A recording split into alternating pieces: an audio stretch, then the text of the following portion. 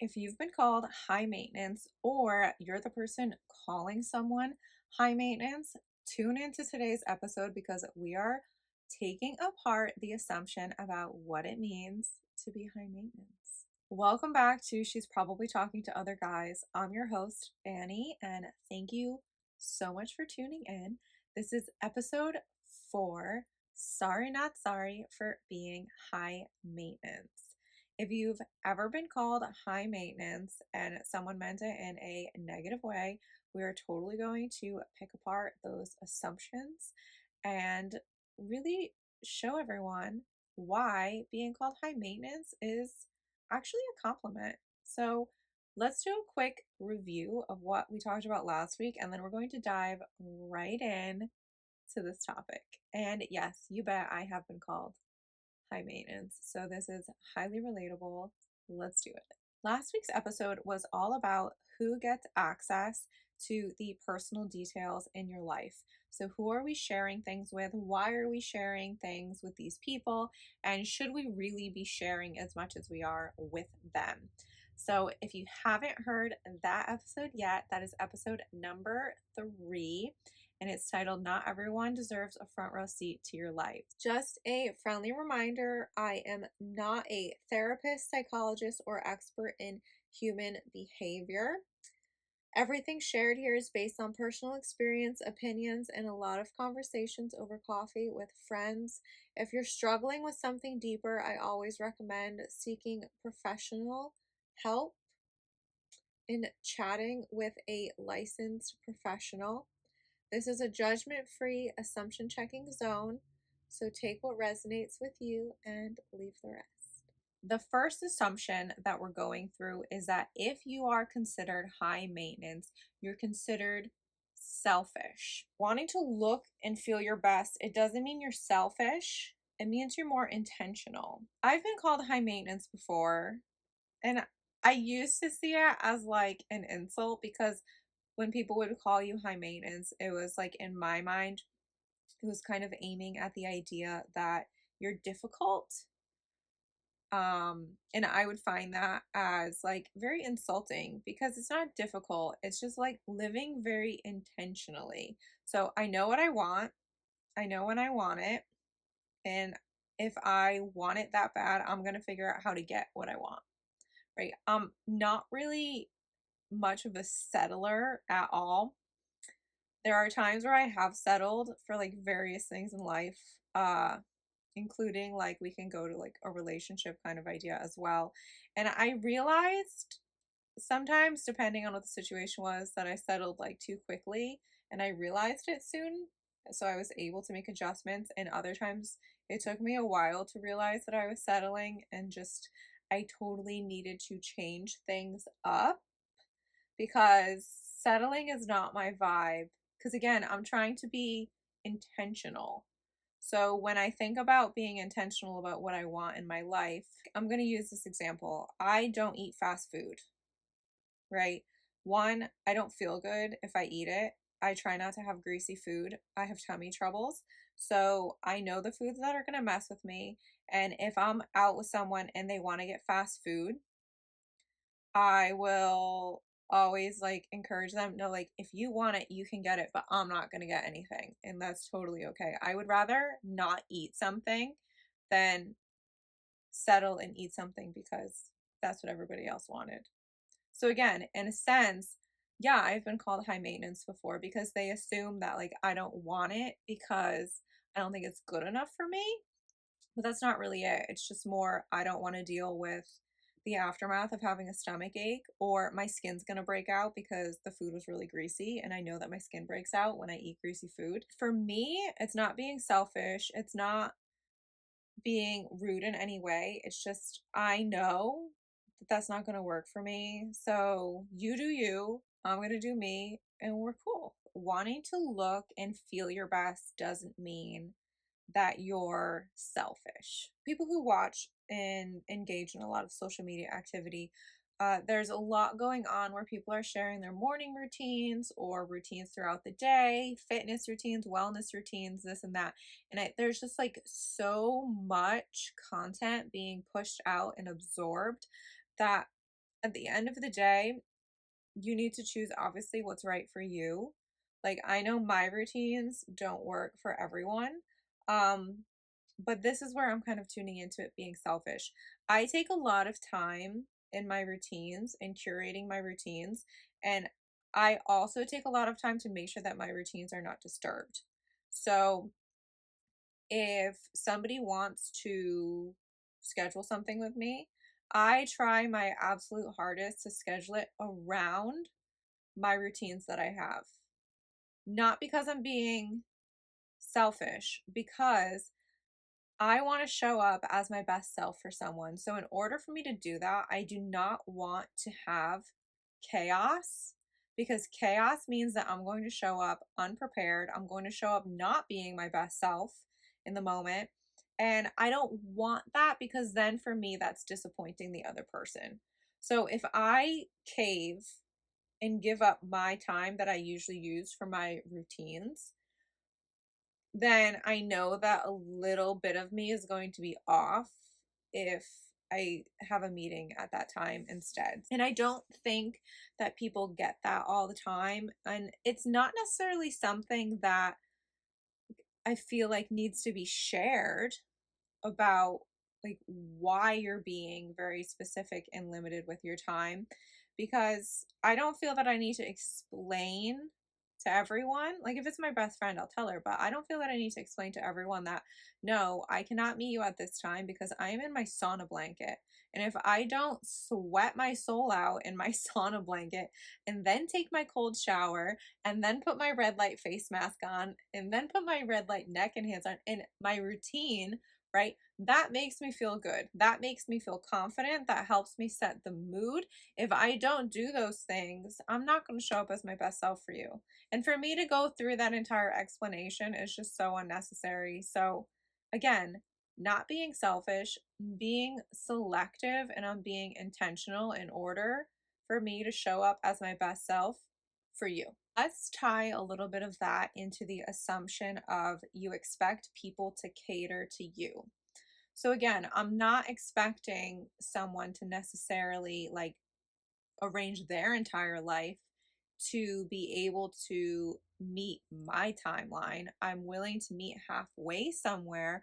But again, if it's a conversation of when can we arrange a meeting, I think that that goes both ways, because that person probably has things that they don't want to miss either. So it's just more about being really clear and being really intentional in saying, okay, well, I can't meet you at this time, but I can meet you at these times. Do any of these work for you? It's not necessarily that I'm trying to make your life difficult, or I'm not trying to make you solely work around my schedule. I've absolutely interacted with people who are like that, and I never liked how it made me feel. I think that that's important, is to not so quickly give up on things that you care about. See if there is wiggle room when you meet with someone. But again, that's what comes off sometimes as being quote unquote high maintenance, because no, I'm not going to drop everything for you. When I was really, I'm a recovering people pleaser. When I was like hardcore people pleasing all the time, I would literally drop everything for people who would never consider dropping anything for me when I needed it. And I think that that was like a huge problem. And that's why I love finding happy mediums for people. Let's talk for one quick second before we move on to the next assumption. Sometimes people confuse self respect with self centeredness. So the assumption would be you make everything about you. Um, when it comes to self respect, I feel like individually, you really need to maybe not sit down, but you need to decide, okay, what are things I'm going to allow in my life, and what are things that are going to be an absolutely like hard pass. And yeah, again, I feel like the phrase today is like wiggle room. You can have some wiggle room in there. I'm going to talk from my experience. I know things that I'm going to allow into my life. I know people that I'm going to allow into my life. I also know things and people that are not going to take one step into my life ever again. So I have very clear boundaries with certain things and certain people. And In order to have self-respect for yourself, you have to know what those lines are. And if you don't know yet, that's okay. It's a learning experience. I'm just talking from experience, and like the experience that I learned from it took me a while, but when it hit me, like it hit me hard. So that's why having to sit down and actually like consider, okay, well, in the past, this made me feel good. So this can come into my life again, or that person makes me feel good. They can come into my life. Or that made me feel like absolute dumpster fire trash that is not coming into my life ever again. And the same goes for people. If people make me feel like absolute trash, no, you are not coming into my life again. I don't care if it hurts your feelings because you hurt mine.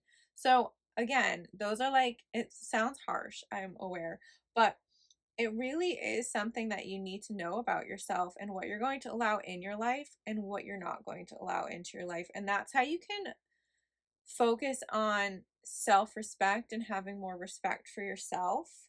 And if people take it as you're being self centered, that's on them and that's on how they perceive it. I'm totally going to butcher this quote. I don't know if it's an official quote, but it was this meme or this post that I saw that was shared, and it was something about like people understand from their level of perception. So if you're going to have boundaries based on self-respect and somebody says that you're being self-centered, that's not on you. That's on them. There's a very clear difference between self-respect and being self-centered. Choosing what you're going to allow in your life and out of your life is self-respect.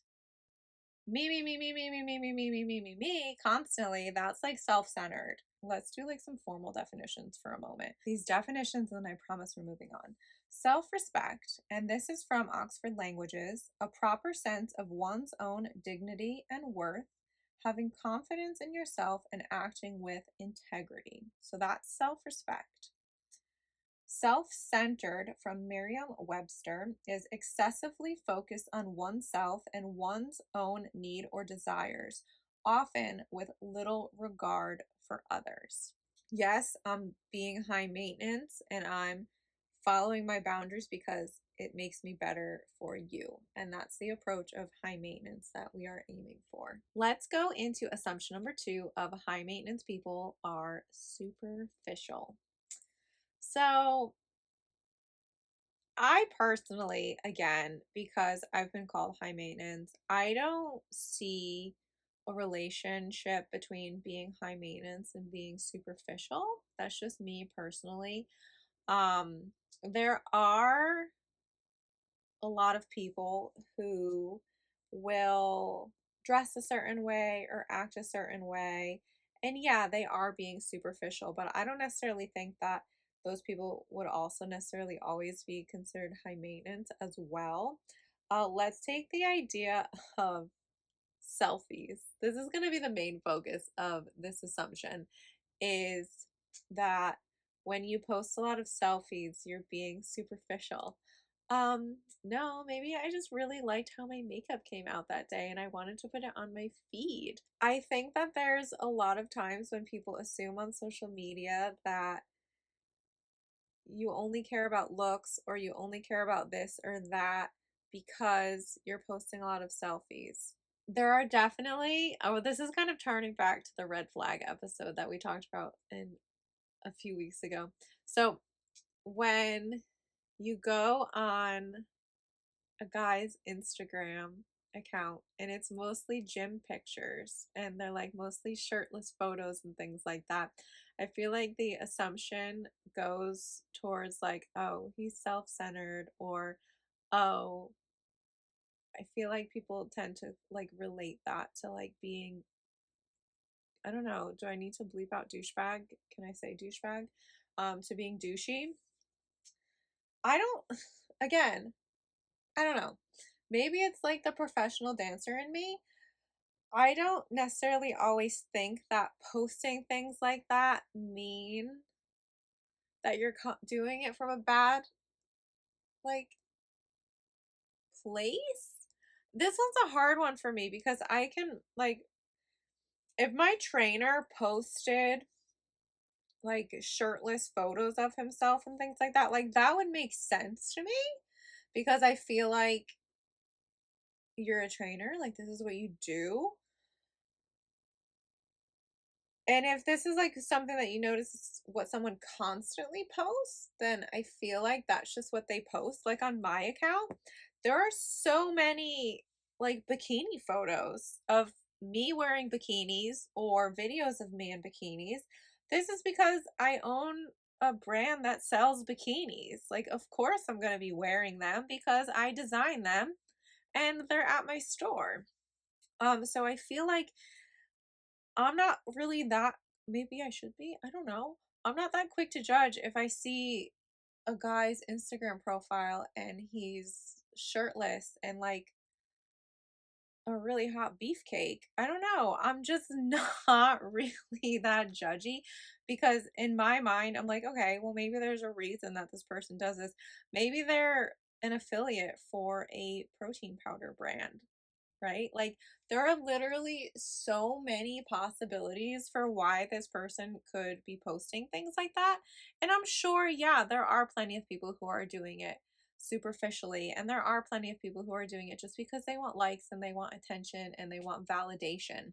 But again, I don't think that that has any relation to being high maintenance. I think that you can post like a really hot picture of yourself in a really hot selfie and still be a really good person. I don't find the relation between like being superficial and posting a selfie. Again, I post them and I know where I'm coming from when I post them.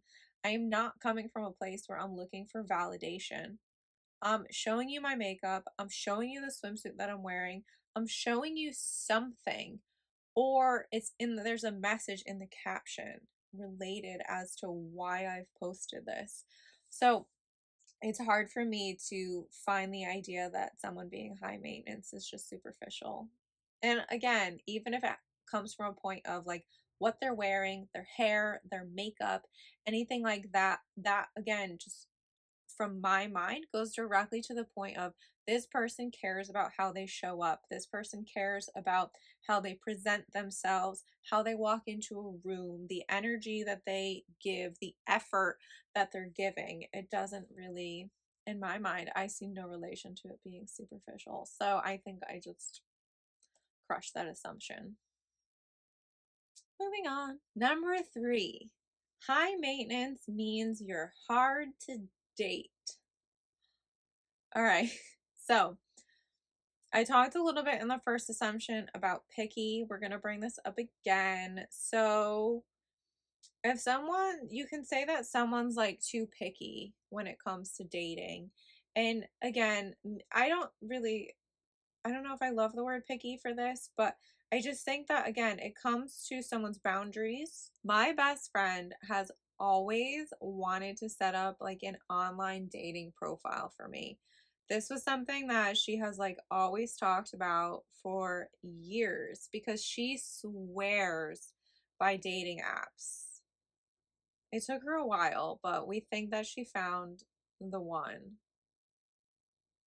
We think. I'm not going to say her name because she'll not like that if I say her name. But we think that she finally found the one. It's been a long time coming though, on lots of dates and different dating apps. But maybe we'll bring her on here to discuss assumptions about dating apps. For me, like she doesn't like that I say no to her about dating apps, but again, it's my personal preference is to meet someone through like a mutual connection, right? Like I am very open and talkative on here and with my best friends, but when it comes to new people and meeting new people, I am so shy and I get so nervous. So for me, I always like that there's like a friendly personal connection that I have, or like I met you because I know this person, or I met you because we were dancing together, or I met you for this and that. Like, I always like for there to be some type of connection. I'm not really a fan of like random things. The time I did something random was like one of the biggest regrets in my entire life. So, based on that, and also just like meeting strangers, it's just not really my vibe. I don't know. I like for there to be a mutual connection. So, dating apps scare the living daylights out of me. Like, mm-mm. Nope. She just thinks that like from like a place of being picky. But now I've explained to her that I prefer not to uh just randomly meet people on the internet and then go out with them. It's just like not my vibe. When it comes to the girls supporting girls on Instagram, I love meeting them in real life, and I had the chance to do that a few months ago, and it was so fun. But when it comes to dating, I get very freaked out, so that's a hard pass for me. We're gonna dive in just a little bit because this isn't 100% a dating episode. Um, if you expect too much from someone, you're high maintenance. And again, I think it comes from clarity, being clear from the beginning of what you're looking for. But it's also, I feel like, a topic of effort, right? If I'm constantly the one coming up to you first, no. Like, that's not gonna work. Like, you need to make an effort to come up to me as well. I feel like in the beginning, like, let's just talk from like me personally. In the beginning, I don't generally make the first move. One, I'm very nervous. Two, I have literally zero idea what your situation is. And three, I get scared of what people's reaction is going to be. Because I think I've said this before in a different episode. I know that I can come across as like very bold once I like start talking to someone. Uh and like very talkative when I'm excited about things, and I don't know. I think that it scares people sometimes. But I'm not necessarily someone who would make the first move. So for in my case, somebody else would have to make the first move, and then from there I would put the effort back in and like tag teaming back and forth. But you're not going to necessarily find me in making the first move, and I feel like that's where people tend to think that the assumption that I'm high maintenance and like I'm standoffish, but I'm not. I'm just really shy, and I would rather accept my like shyness in the moment than put myself out there talking to someone new, if that makes sense. So there's literally so much going on in my head, and sometimes like I want to say hi to somebody so bad, and then when the time comes, I just walk past because I'm too shy. So again, I feel like I'm a really great example of assumptions. I feel like I'm just like one big assumption when people meet me. It's by accident, I swear. I don't think being high maintenance means you're hard to date. I think that like having standards and having boundaries and knowing what you want is like attractive. So when it comes to people saying that like high maintenance people are hard to date, I just really think that people know what they want. And when people say things like that, it's just the vibe's not there. It's not gonna match. Like, I know what I want. I know how like I want to be treated. And yeah, there's always things to learn along the way, but from the get-go, if you're gonna say that like I'm too hard to date, like, babe, this is not gonna work. Assumption number 4 is high maintenance people are all about money. Yes, I have met a lot of people who only wear designers. They will only put clothing on their body if it has a designer label on it. They'll only wear it if it costs over $500. Um, and is again a positive and a negative aspect. The people that I've met from a negative aspect, they're the ones who talk like that and act like that and say things like that But they're also the people who talk ooh, I'm trying not to have to come back and bleep things, who talk badly about you behind your back. That's like the not cool version of high maintenance that we're going for. Like, that's totally the negative aspect of being high maintenance. If you're going to do all of that and you're going to be a mean person, like, that's not cool. Please stay away from me. But there are people that I know who will love to shop designer.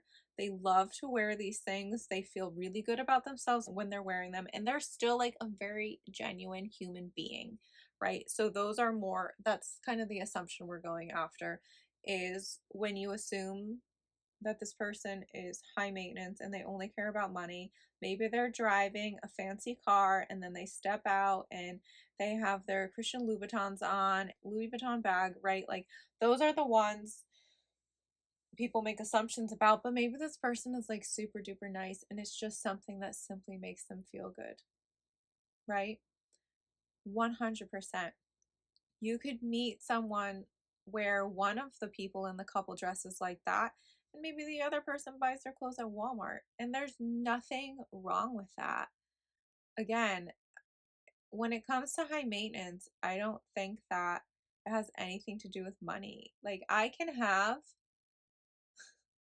should I accept this challenge? Am I challenging myself? I can literally create like a really feel good wellness and beauty routine from a drugstore, or I could really create a really good feel good wellness routine from a high end designer luxury beauty store and still feel good about myself. Yes, I have my personal favorites. I have my favorite brands. I like this one. I like that one. But if you really challenge me to pick one, like, I can create a routine that makes me feel good based off of like a drugstore brand if I have to. I don't think that having money or doing things related to expensive activities makes you high maintenance. So let's just do like a few quick assumptions that people say about being high maintenance and related to money. So you must spend a ton to look like that. No. Only rich people are high maintenance. Definitely not. And you must be materialistic. Those are definitely all assumptions that are related to being high maintenance, but they are most definitely, they're not related to being high maintenance. Yes, I'm sure that's the case somewhere, but absolutely not. I disagree with all of those. So let's talk about how we can reframe the thought of what being high maintenance really means. So again, for me, I've been considered high maintenance. I don't take it offensively anymore at all. I like what I like. I know what I want, when I want it, how to get it. Like, that is just, for me, those are the standards that I have. I'm being intentional with what I allow into my life. When you're high maintenance, you're being intentional, you're being thoughtful, you're thinking things through. You know what works for you know what doesn't work for you. You're holding high standards, not just for yourself, but for others as well. So you know the people you're going to associate with, who you're going to hang out with, and the kind of energy that you're going to tolerate around you. You're not going to necessarily maybe hang out with the same circles anymore, or maybe you were hanging out with someone and then they did something that was like totally out of your comfort zone, or totally not the same vibe as the standards that you have for yourself. And that's okay if you're going to cut that person off now, right? You're just trying to maintain your standards and you do you. High maintenance is prioritizing your self-worth. So you're taking care of yourself. You know what you're going to accept in your life. Effort. So you put effort where you want to put effort. You know what you want to put your effort and your time into versus things that you don't want to. I'm going to use like a kind of, well, I'm going to call it a silly example. Someone had a conversation with me about like learning how to climb the rope at the gym. I literally have zero interest in learning how to climb the rope. I don't care if I can do it. I have no desire to do it. It does not fit in my goals, and I don't really care to put effort into something like that because at the end of the day, it literally is not going to make me feel better about myself if I can climb a rope or if I can't climb a rope. The response from this person was when I said, "Oh, no, I'm good," something along the lines like that. They were like, "Oh, well, not with that attitude, you're not." So that conversation kind of gave this person this idea that I don't know, maybe I was lazy, maybe I was like slacking.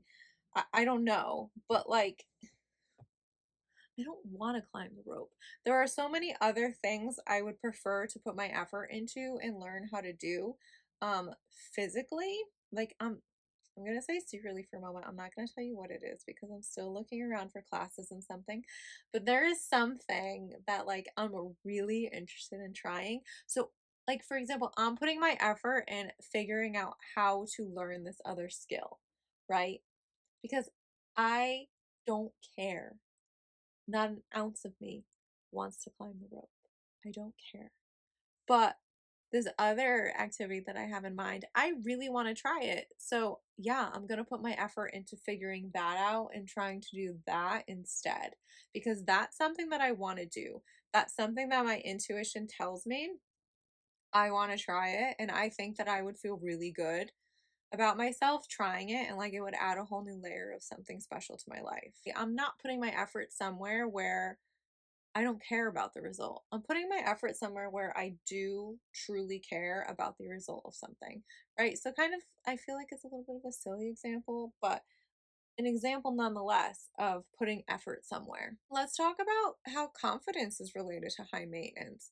Let's tune it back to the first assumption, right? I have my routine. I know the routine that makes me feel good, right?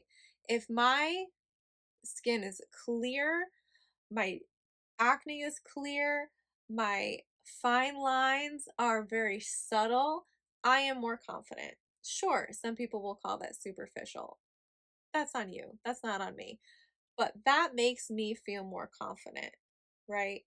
Waking up, doing my routine, that makes me feel more confident if I'm going to walk into a room later, right? Those are the things that are important to me. So I'm going to prioritize them over other things. And that leads to confidence. So you have your routine, you know what makes you confident, and you do those things because you like how it feels. You like how it makes you look, you like how it makes you feel.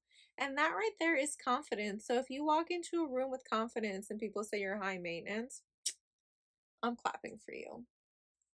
They can judge you, but we don't like them if they judge you like that. I also feel like high maintenance, we're gonna like make a positive little code about this. So high maintenance means that you have your ish together or you're working on getting your ish together because again, you have a goal, you have something set in mind, you know it's gonna work and you're gonna do it because that's what you're trying to make happen in your life. So if being high maintenance offends other people, then they're not meant to be in your life. Maybe think of it like that. Let's wrap up this episode and some takeaways. So, if someone says you're too much, maybe they're just not to be meant to be in your life, right? Maybe they're not going to respect your boundaries. Maybe these people are going to talk about you behind your back, but if somebody says you're too much, and all you're doing is being yourself, then I personally don't think those people have a place in your life. Because if you're just being yourself and they're telling you you're too much, like for me, that's like whether it's friendship or relationship or like acquaintance or coworker, that's like a red flag and I would steer clear. As someone who does have standards, like I can't be a low effort person. I'm either 100% or I'm nothing. So if I'm interested in something, I'm going to put my all in it. If I'm not really interested, it's going to be like 0%. And again, that can be taken different ways. I'm aware. Um, when it comes to like relationships and things, again, I feel like it's tricky because I don't like to make the first move. So it's not really for me related to low effort. It's related to nerves. But again, like once I'm kind of into something, it's 100 or 0. So I need to make the decision of if I'm going to do this or if I'm not going to do this, because I don't like doing things halfway. If you haven't already, think about routines that make you feel good, or think about activities that make you feel good, people that make you feel good, and try to incorporate those into your life. See if it makes a difference on how you feel. Set some boundaries, see how it goes. Boundaries are a tricky subject because it takes people time to get used to them. Um, but think about being more intentional and see where that takes you. I'm curious. Add it in the comments if people have called you high maintenance and if they've said it in a negative tone, what you thought about it. I'm always curious. I generally like, I've been called difficult to my face. I can't really say people have used the word high maintenance to my face. I know that people have said it about me behind my back because other people have told me that. But if someone calls you that, think of it as a compliment because having standards and having boundaries is, in my opinion, always a really good thing. Next week, the title of the episode is Behind the Curtain of Overnight Success. We're going to take apart assumptions that are aimed at being an overnight success, what's really behind that phrase, and we're going to dive right in. Thank you so much for tuning in. Follow along here and on Instagram. I cannot wait to talk to you next week.